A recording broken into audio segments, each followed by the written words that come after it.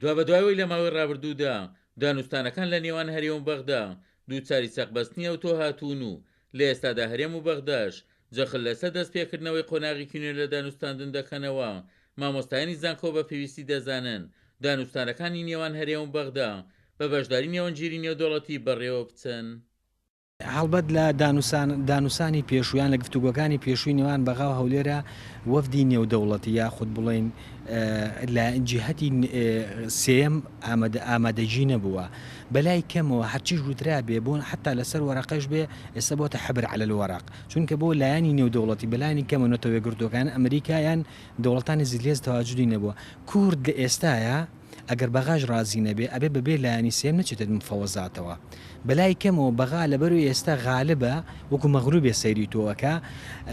ڕەنگە ئەگەر گفتێکیشە پێ بدا 100% جێبەجێینەکە. بەڵام ئەگەر لایانی سێم بەلای کەمەوە نەتەوە گرتوەکان بە چاودێری و بەڕێعایی ئەمریکا و بەریتانیا و فەڕەنسا تەواجودی هەبێ لە ڕێکەوتنەکانە بەلای کەمەوە ئەگەر بەیانی بەغاش خەرقی ڕێکەوتنامەکانی کرد کوورتوانێت سکاڵا بکە لای ئەوان. کاتێک کە نەتەوە گرتوەکان دێت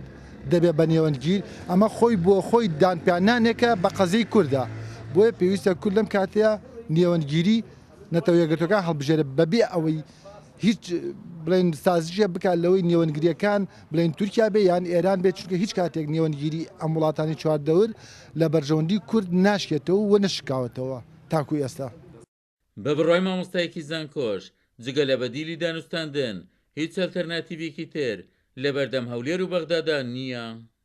لە تەواوی ئەتیفاقانەی تریکە مەسەن لە دوای 2023 حکوومەتی هەرێم لەگە بەغایە کردێتی مشکلەوەی حکوومەتی هەرێم سقی بە بەغا بۆ حکوومەتی بەغا سقی بەوە لەبەرەوە